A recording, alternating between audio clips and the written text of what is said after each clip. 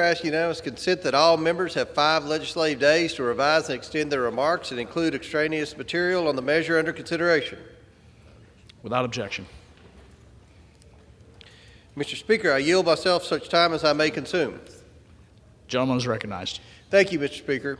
I rise in support of House Joint Resolution 42, a resolution disapproving of the District of Columbia Council's Comprehensive Policing and Justice Reform Amendment Act of 2022. The men and women of the Metropolitan Police Department serve their community every day to help keep the district safe and secure. In doing so, they routinely place themselves in dangerous situations to protect others.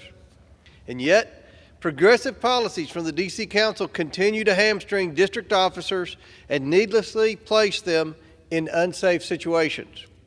The D.C. Council's Comprehensive Policing and Justice Reform Amendment Act of 2022 does just that. For example, it requires burdensome and time-consuming approval hurdles before officers may put on riot gear for their own protection. It creates new mechanisms for activists to harass officers and their families by obtaining personal information on the officers. It also creates additional liability for officers that are not found in other police departments. These are just a few of the many impractical and outrageous proposals of the legislation. The D.C. Police Department has seen over 1,190 police officers leave the force since the beginning of 2020. That's about 1/3 of the D.C. Police Department. Nearly 40% of those officers resigned. That means they chose to leave the department instead of dealing with the increasingly impossible burdens placed on them by the council. Since then, crime has been soaring in the district. Compared to this time last year, homicides are up 25%. Motor vehicle theft is up 106%. All crime is up 25%. These troubling statistics cannot be allowed to continue. The council has continued to overlook its law enforcement officers in favor of progressive, soft-on-crime policies that only benefit criminals. The almost 700,000 residents of D.C. and approximately 20 million annual visitors to our nation's capital deserve to feel safe.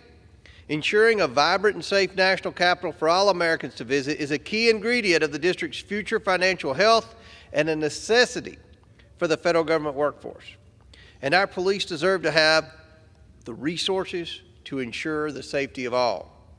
The D.C. Council's Comprehensive Policing and Justice Reform Amendment Act does neither of those things. If the D.C. Council wants to continue down this path, they will have to answer to this Congress. And we're not alone. The D.C. Police Union, representing 3,500 members, and the U.S. Capitol Police Labor Committee have both endorsed this resolution of disapproval. D.C.'s reckless reforms have also caught nationwide attention with the National Fraternal Order of Police and the National Association of Police Organizations, both asking Congress to block the D.C. reform package. Additionally, the California Coalition of Law Enforcement Associations, the Fullerton Police Officers Association, and the Las Vegas Police Protective Association are all strongly in favor of H.J. Resolution 42. We see such broad national support for this disapproval resolution because other jurisdictions know just how awful the D.C. Council's anti-policing so-called reforms would be as a precedent for America's cities. Additionally, D.C. Mayor Bowser declined to sign this legislation into law. That should be a signal of how extreme it is. But the D.C. Council did not listen and proceeded to pass it anyway. We also have a recent precedent to consider. Recently, 31 House Democrats and 31 Senate Democrats joined President Biden and House Republicans to block the D.C. Council's revised Criminal Code Act of 2022 from becoming law. Congress successfully blocked the district's attempt to lessen penalties on dangerous criminals. And now we must act again to address the D.C. Council's reckless attempt to weaken local law enforcement. The dangerous policing reforms addressed by House Joint Resolution 42 are even worse for the current crime epidemic in D.C. We must ensure that these pro-crime, anti-police policies are not allowed at our nation's capital, which Congress has a special interest in overseeing.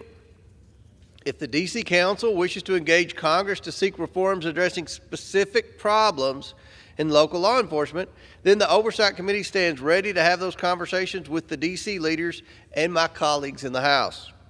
But this police reform package, which DC has presented to Congress for approval, does far more harm than good and must be rejected. And to be clear, this is precisely the role of Congress when it comes to matters of the district's governance. Under the U.S. Constitution, Congress is granted exclusive legislation in all cases whatsoever over the district. And the Home Rule Act does establish a degree of local governance. But under the Home Rule Act, Congress maintains a role to scrutinize and approve of district legislation. Just because Congress has not been fulfilling this role in recent decades is not a reason to avoid this responsibility now, especially when we know the nation's capital city is plunging into a crime crisis. Now is the time for Congress to lean in and provide the oversight the district so badly needs. I urge my colleagues to support my colleague, Mr. Andrew Clyde's resolution of disapproval. I reserve the balance of my time. The gentleman